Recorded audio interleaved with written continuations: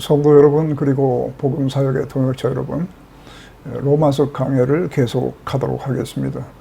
구원을 설명하면서 하나님의 진노를 먼저 언급하는 이유는 이렇게 공포심을 조성해서라도 사람들을 하나님 앞으로 이끌어내려고 하는 것이 아니라 우리들의 구원 이전의 상태가 어떠했는지, 그래서 왜 구원을 받아야만 하는가 하는 것을 설명하기 위한 것입니다.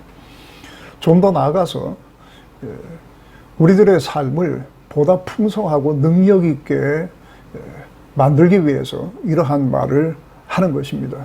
우리들의 삶이 풍성해지려면은 나는 한다면 한다라고 하는 식의 단호한 결심이 필요한 것이 아니고 하나님의 은혜를 보다 깊게 깨닫는데 그 비결이 있습니다. 하나님의 은혜를 깊이 알면 알수록 우리의 감사와 찬양은 하늘을 뚫고 올라갈 것입니다. 이것이 우리들의 삶을 능력 있게 하고 풍성하게 하는 것입니다. 로마서는 단순히 교리를 진술하는 것에 그치지 않고 이와 같은 성도들의 삶을 돕기 위해서 기록한 것입니다. 하나님의 진노가 불의를 수단으로 해서 진리를 막는 자들에게 하늘로부터 나타난다라고 말씀합니다. 지난 시간에는 불의를 수단으로 해서 하나님의 진리를 막는 것이 얼마나 큰 죄이고 하나님께서 왜 여기에 대해서 이렇게 진노하시는가에 대해서 말씀을 드렸습니다. 이 시간에는 이 본문 하반절에 있는 불경건하고 불의한 자들에 대해서 하나님의 진노가 하늘로부터 나타난다 라고 말씀했는데, 여기에서 하늘로부터 그 진노가 나타난다 라고 하는 것이 어떤 의미를 가지고 있는지를 말씀드리겠습니다. 한 문장으로 되어 있기 때문에 한 번의 설교에 이것을 다 집어넣으면 좋겠습니다만 설명할 내용이 좀 많아서 이렇게 세 번으로 나누어서 말씀을 드리고 있는 것입니다. 오늘이 그 두 번째입니다. 자, 그러면은 하늘로부터 나타난다라고 했을 때에 나타난다라고 하는 말이 어떤 의미를 가지고 있는지 설명을 하겠습니다. 보통 하나님의 진노가 임한다 이래도 되는 것인데 왜 나타난다라고 하는 의미를 사용하는지 이거 생각해 봐야 합니다. 여기 나타난다라고 하는 말은 바로 전 구절인 1장 17절에 복음에는 하나님의 의가 나타나서라고 하는 말이 있는데 거기에 나타난다라고 하는 말과 지금 말씀드리는 나타남은 똑같은 말입니다. 주로 계시라고 번역이 되는 말입니다. 덮개가 열리다, 감추었던 것이 드러나다, 모습을 명확히 하다, 이러한 의미를 가지고 있는 말입니다. 바울의 마음을 다 읽을 수 없어서 왜 나타난다란 말을 썼는지 정확하게는 알 수가 없습니다만은 여러 가지 바울이 사용하는 말들을 가지고 생각을 해보면 그 이유를 알 수도 있습니다. 나타난다라고 하는 말을 쓰는 이유는 하나님의 진노가 임하여도 사람들이 그거를 잘 모르고 있다가 마침내 어떤 시점에 어떤 계기를 만나게 되면 그것이 하나님의 진노라고 하는 것을 마침내 분명히 알게 되기 때문에 그렇습니다. 자, 사람들이 왜 하나님의 진노에 대해서 잘 모르는가? 두 가지 정도로 요약을 해서 말씀을 드리겠습니다. 첫째는 하나님의 진노가 나타나는 방식이 다양하기 때문에 그렇습니다. 그 중에서 1장 24절, 이것은 그때 가서 좀 더 자세히 말씀을 드리겠습니다만은 1장 24절에 보면 하나님께서 진노하시는 방법이 그 대상을 더러움에 그대로 내버려 두사, 이렇게 기록이 되어 있습니다. 그냥 가만히 놔둔다는 뜻이죠. 그렇기 때문에 하나님께서 진노하고 계시는 그 당사자들이 자신에게 아무 일도 일어나지 않는다고 생각을 하는 것입니다. 자기 자신을 죽여가는 사람에게 특별히 어떤 힘을 가해서 죽일 필요가 없습니다. 멸망으로 치닫고 있는 사람을 구태여 가서 멸망으로 던져놓을 필요가 없는 것과 같습니다. 가만히 두어도 자기 벌을 자기가 받게 돼 있기 때문에 그렇습니다. 이것을 그냥 내버려 두신다라고 하는 것입니다. 하나님께서 그 진노의 대상들을 그냥 그렇게 내버려 두시는 것이 하나님의 진노의 방식 중에 하나라고 하는 것은 사람들이 생각을 못합니다. 그래서 자기에게는 아무 일도 일어나지 않는다고 생각을 하게 되는 것입니다. 교회 가면 뭐 그렇게 하면 벌 받는다, 뭐 저렇게 하면 벌 받는다라고 이렇게 말을 하지만 자기가 그렇게 해도 자기에게 아무런 일이 일어나고 있지 않기 때문에 이러한 말씀을 오히려 조롱합니다. 아마 당분간은 그냥 그렇게 갈 겁니다. 마음 먹은 대로 될 수도 있습니다. 그러면 그럴수록 마음이 더 강팍해져서 진노의 숯불을 더 많이 쌓는다고 하는 것은 아마 모를 겁니다. 그러나 어떤 계기를 만난다든가 아니면 어떤 시점이 되었을 때에 자기 자신이 말할 수 없는 하나님의 진노의 대상이고 그 진노가 지금 임했다고 하는 것을 알게 되는 때가 옵니다. 그렇기 때문에 나타난다라고 하는 말을 사용한 것으로 보입니다. 두 번째, 사람들이 자기가 진노를 받고 있으면서도 그것을 잘 모르는 이유는 이런 것입니다. 자연현상과 하나님의 진노가 잘 구분이 되지 않기 때문에 그렇습니다. 노아 홍수는 분명히 하나님의 진노가 임한 것입니다. 그런데 이것이 일종의 자연현상으로 설명될 수가 있는 것입니다. 여리고 성이 무너진 것도 지진 때문에 그렇게 된 겁니다. 이것도 일종의 자연현상이라는 것입니다.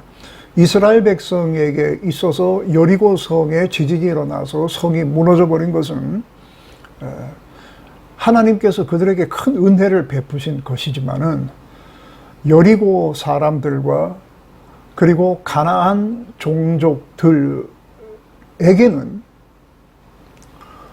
그들의 충만한 죄로 인해서 하나님이 심판하시는 것입니다. 이것이 그러한 지진을 통해서 이루어진 것입니다. 옛날 사람들은 이 자연현상에 대해서 조금 예민하게 생각을 했지만은 요즘 사람들은 자연현상이라고 얘기를 하게 되면 그것은 하나님의 진노와는 무관한 것으로 생각을 하게 됩니다. 그러나 이것이 결코 무관한 것이 아닙니다. 자, 사람이 죽는 것도 그렇습니다. 사람들은 다 죽습니다. 특히 전쟁터에서 전사하는 것은 그것은 뭐 병가상사입니다. 물론 사람의 죽음도 엄밀하게 말하게 되면 그 안에 하나님의 심판적인 요소가 들어있는 것입니다. 그러나 어떤 죽음은 특별히 하나님께서 저주를 내리신 것이 있습니다. 예를 들면 사울 임금이나 또 아합이나 그의 처 이세벨의 죽음, 이런 것들을 예로 들 수가 있습니다. 엘리야를 통해서 하나님께서는 아합과 이세벨에게 그들의 죽음의 이유와 죽음의 방식, 이것을 다 예언하셨습니다. 엘리야는 이것을 굉장히 세밀하게 말을 했습니다. 그것도 아합의 면전에서 그렇게 말을 한 것입니다. 여러분, 열왕기상 21장 19절에서 24절과 22장 37절, 38절을 비교해서 한번 보시기를 바랍니다. 앞의 것은 예언이고 뒤의 것은 성취입니다. 엘리야가 말한 그대로 이들은 죽었습니다. 이것은 분명히 하나님의 심판입니다. 사람은 어차피 다 죽는 것이기 때문에 죽은 것이 아니라 그냥 군인으로서 전투하다가 전사한 것이 아니라 이것은 하나님의 심판입니다. 또 역대상 10장 13절에는 사울 임금의 죽음을 평가하는 말이 있습니다. 이렇게 되어 있습니다. 사울이 죽은 것은 여호와께 범죄하였기 때문이라. 그가 여호와의 말씀을 지키지 아니하고 또 신접한 자에게 가르치기를 청하고 여호와께 묻지 아니하였으므로 여호와께서 그를 죽이셨다. 이렇게 되어 있습니다. 아까도 말씀드렸습니다마는 전쟁터에서 이렇게 전사하는 것은 뭐 그렇게 특별한 일은 아닐 수도 있습니다. 왕이라고 해서 전쟁터에서 죽지 말란 법은 없습니다. 그러나 그 죽음은 그냥 다른 사람이 전쟁터에서 적군에게 맞아서 죽는 것과 다릅니다. 이것을 당시에는 잘 모를 수도 있습니다만은 얼마 지나지 않아서 하나님의 진노였다고 하는 사실은 다 드러나게 돼 있습니다. 자, 그러면 그 다음에 하늘로부터라고 하는 말, 이것도 생각을 좀 해봐야 되겠습니다. 진노가 하늘로부터 나타난다고 했을 때 왜 하늘이라고 하는 말을 썼겠는가 하는 겁니다. 신약 성경에서 하늘이라고 하는 말은 여러 가지로 표기가 됩니다. 그 중에 가장 많이 쓰이는 것이 아엘과 우라노스라고 하는 말입니다. 아엘이라고 하는 것은 요즘에 우리가 영어로 뭐 공기 이런 말을 할 때 air라고 말을 하는데 그 air가 아엘에서부터 온 말이라고 합니다. 아엘이라고 하는 것은 유대인들이 분노해서 티끌을 공중으로 날렸다 할 때 그 공중을 의미하는 것이고, 에베소서 2장 2절에 마귀가 공중 권세를 잡고 있다 하실 때도 이 공중은 아엘이 쓰입니다. 또 데살로니가전서 4장 17절에 주님께서 재림하실 때에 성도들이 공중으로 끌어올림을 받는다라고 하는 말이 있는데 이때 공중도 아엘입니다. 한편 하늘이라고 하는 말이 아엘만 쓰는 것이 아니라 우라노스라고 하는 말도 많이 쓰입니다. 우라노스라고 하는 말은 이 말은 낮은 곳, 즉 이 땅, 이 땅의 반대 개념으로 위에 있는 하늘을 가리키는 말입니다. 유대인들은 땅과 가장 가까운 곳에 하늘에는 구름이 있고 가장 높은 곳에는 하나님의 보좌가 있다고 생각을 했습니다. 어떤 사람은 이 하늘이 3층으로 되어 있다고 말도 하고 어떤 사람은 7층으로 되어 있다고 말을 합니다. 뭐 왜 그렇게 나누는지는 저도 잘 모르겠고 그렇게 말하는 사람에게 왜 그러냐고 물어봐도 아마 본인들도 잘 모를 겁니다. 그렇게 옛날부터 그렇게 생각을 해왔습니다.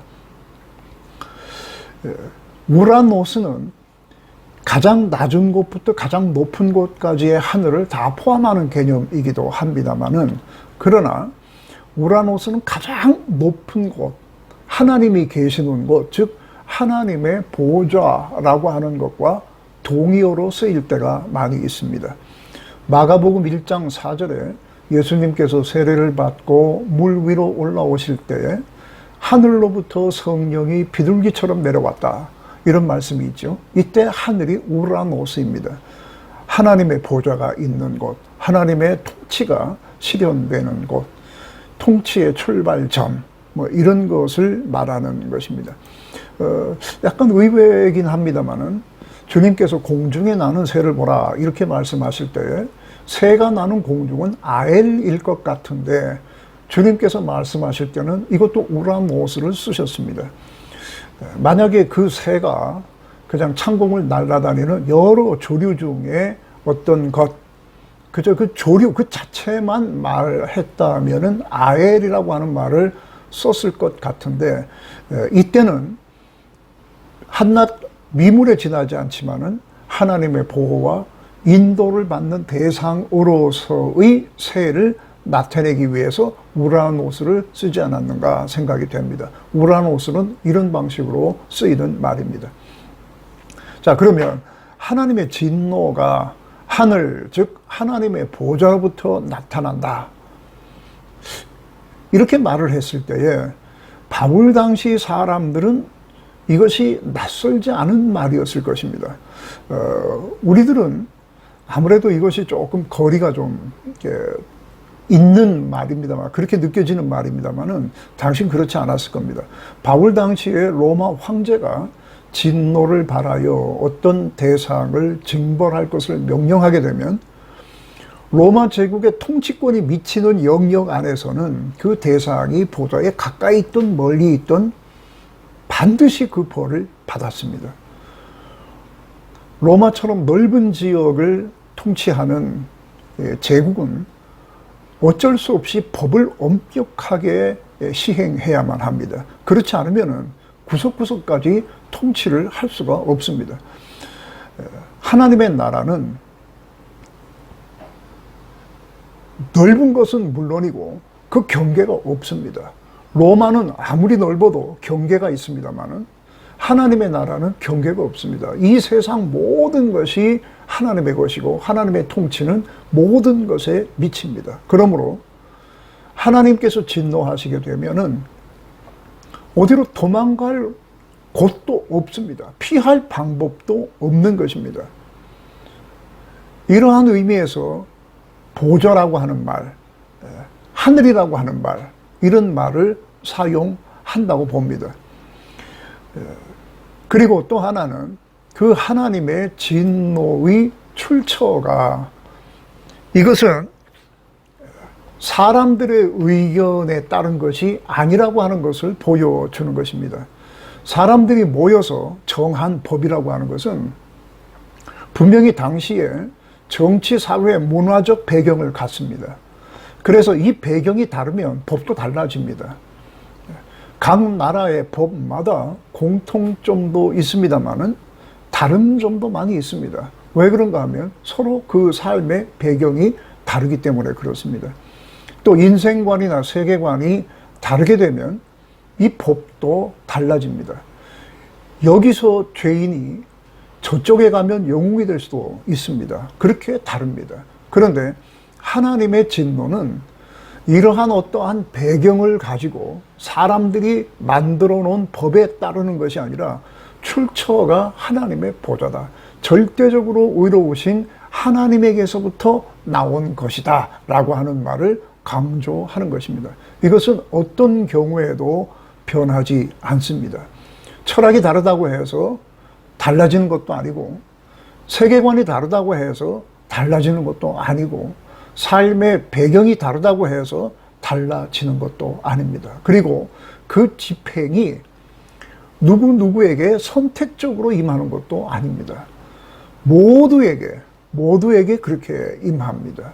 하나님은 의로우신 분입니다. 동시에 하나님은 공의로우신 분입니다. 사람들이 이것을 무시한다고 해서 무시되는 것도 아니고, 부정한다고 해서 부정되는 것도 아닙니다. 나는 하나님의 진노 같은 것은 인정할 수가 없어, 그런다고 해서 진노가 피해가는 것도 아닙니다. 또 사람들이 이것을 나름대로 입맛에 맞게 해석한다고 해서 그 해석대로 되는 것도 아닙니다. 어떤 사람은 그 진노의 현상을 과학적으로 분석해서 합리적으로 설명을 하려고 합니다. 자, 그렇게 했다고 해서 하나님의 진노가 아닌 것이 되지 않습니다. 또 세상 대부분의 것은 시간과 함께 낡아집니다마는 하나님의 의로우신 진노는 낡아지는 것도 아닙니다. 공소시효도 없습니다. 결코 흐지부지 되는 법이 없습니다. 땅에 그냥 떨어지는 법이 없습니다. 사람들 중에는 그렇게 생각하고 싶어하는 사람도 있지만은 헛된 기대일 뿐입니다. 노아 시대 홍수를 다시 좀 언급을 해보겠습니다. 사실은 이 홍수가 있기 전 적어도 1000년 전부터 하나님의 심판은 정확하게 예고되고 있었습니다. 그러다가 창세기 6장 6절에서 7절 홍수가 임박했을 때에 노아에게 다시 그 예언이 그 사실을 확인해 주는 것입니다.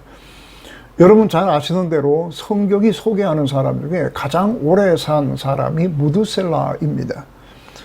노아의 할아버지입니다.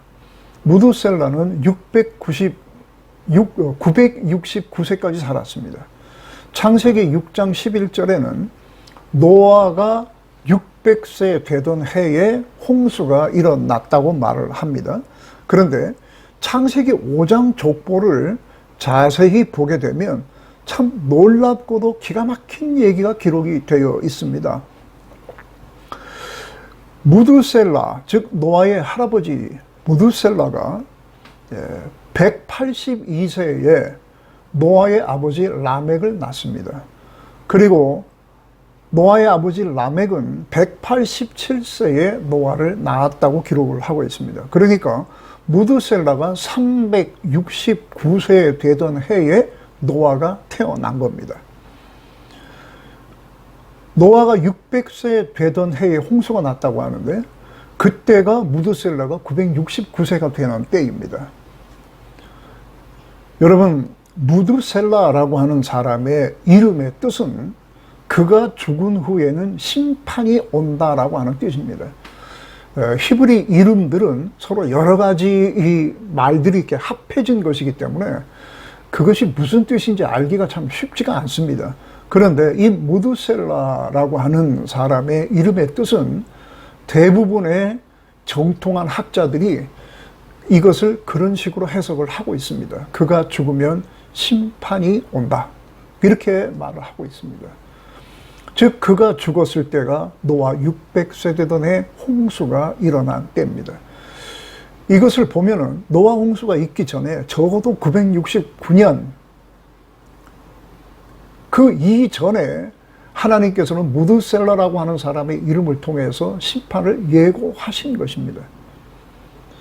그럼에도 불구하고 사람들은 이런 것들을 귀담아 듣지를 않았습니다. 마태복음 24장 38절에 보면 홍수 전에 노아가 방주에 들어가던 날까지 사람들이 먹고 마시고 장가들고 시집가고 있었다. 이렇게 말합니다. 이것은 결혼을 비하하는 것이 아니라 하나님의 말씀에 전혀 귀를 기울이지 않고 제 할 일 그냥 했다는 뜻입니다. 무시했다는 뜻입니다. 이런 것을 보면 하나님의 이와 같은 경고를 받아들인 사람이 노아 외에는 없었다는 거죠. 노아가 산에 방주를 지었으니 얼마나 비웃음을 받았겠습니까? 사람들은 하나님의 진노에 대해서 별 생각이 없습니다.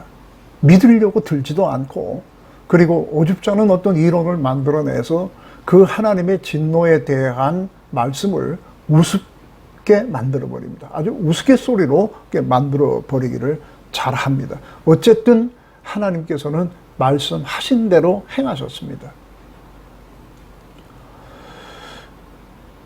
저는 아직 이 하나님의 진노에 대해서 말씀을 다 마친 것이 아닙니다. 다음 시간에는 이 하나님의 진노가 이렇게 임할 때에 사람들이 나는 사실 그런 거 잘 몰랐다. 이렇게 말할 수 있는 것이 핑계가 될 수 있겠는가? 그것이 그 죄가 없는 것으로 만들 수 있겠는가? 그렇지 않다고 하는 것. 사람들이 결코 이러한 것을 모를 수가 없다고 하는 바울의 말씀을 다음 시간에는 제가 전하겠습니다만은 오늘 이 말씀을 마치기 전에 저는 이런 말씀을 좀 드리려고 합니다. 이 진노에 관련된 하나님의 말씀, 이것은 사람들이 별로 기뻐하는 것은 아닙니다만은 이것이 꼭 필요한 이유가 있습니다. 이것을 건너뛰게 되면 기독교는 아무것도 아닐 수가 있습니다. 오늘날 우리가 이렇게 듣는 강단에서 나오는 메시지를 보면 이 하나님의 진노에 대해서는 별로 말하지 않습니다. 그냥 상처받은 사람들의 상처를 위로하는 방법, 힘을 잃은 사람들에게 소망을 주는 방법, 이런 식으로 해서 심리 치유에 굉장히 많은 그 비중이 가 있습니다만은 이 하나님의 진노를 그냥 건너뛰게 되면 이러한 것들이 복음이 될 수가 없다는 생각도 듭니다. 다시 말해서 강단에서 그런 것을 그렇게 주로 그런 것만을 말한다고 하는 것은 교회가 교회적 사명을 제대로 하지 못하는 것일 수가 있다는 것을 말씀드리고 싶은 것입니다.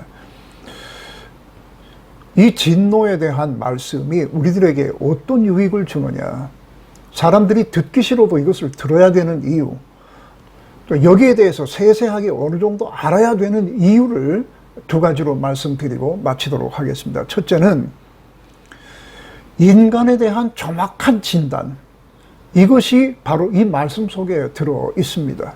오늘날 우리가 살아가는 이 세상에 얼마나 많은 문제가 있습니까? 또 얼마나 많은 문제가 발생할지 모릅니다. 개인적으로, 국가적으로, 사회적으로 얼마나 많은 문제가 있는지 모릅니다. 병이 생겼을 때에 가장 나쁜 것은 진통제 같은 것을 사용해서 자각 증상만 없애는 것입니다. 종교가 되었던 과학이 되었던 인간에게 이러한 진통제나 마취제 같은 것만 계속해서 제공을 하는 것을 임무로 생각을 한다면 그것은 굉장히 악하게 쓰이는 것입니다. 병은 급속히 진행되는데 자각 증상이 없다고 하는 것은 결국 죽음을 재촉하는 것이 되는 것이기 때문에 그렇습니다. 이런 사람 전 많이 봤습니다.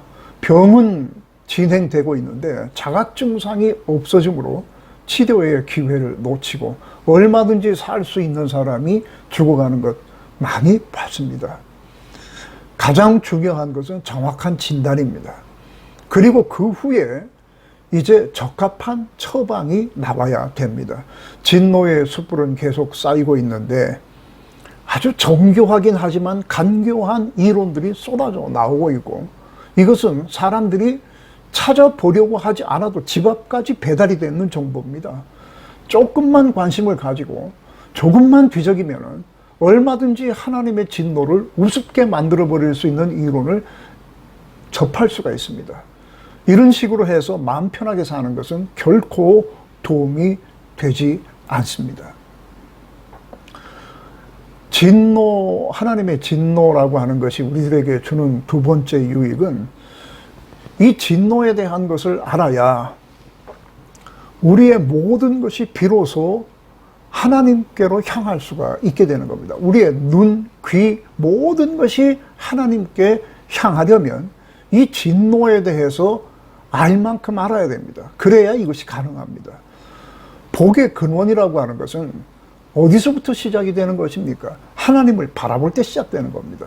마음은 땅에 있고 눈만 바라본다고 해서 이것이 되는 것이 아닙니다. 우리의 모든 것이 총체적으로 하나님을 바라봐야만 합니다. 요엘이 누구든지 주의 이름을 부르는 자는 구원을 얻을 것이라고 말했는데 이때 주님의 이름을 부른다고 하는 것은 총체적으로 하나님을 향해서 하나님께 도움을 청하고 하나님을 의지해서 살아가는 기본 자세를 의미하는 것입니다. 우리들을 이 진노에서 건져낼 수 있는 것은 우리 주변에는 없습니다. 오직 하나님만이 하실 수 있는 일입니다. 그래서 믿음으로 하나님을 바라보고 하나님께 부르짖는 자에게는 나사로가 무덤에서 나오는 것 이상의 상상도 할 수 없는 생명의 역사가 일어납니다. 이렇게 해야 생명의 역사가 일어납니다. 높이 올라가는 빌딩의 특징은 그 전에 땅 깊이 파들어가서 거기에 기초를 둔다고 하는 것입니다. 우리가 하나님의 진노에 대해서 알면 알수록, 인간의 타락에 대해서 알면 알수록, 깊이 알면 알수록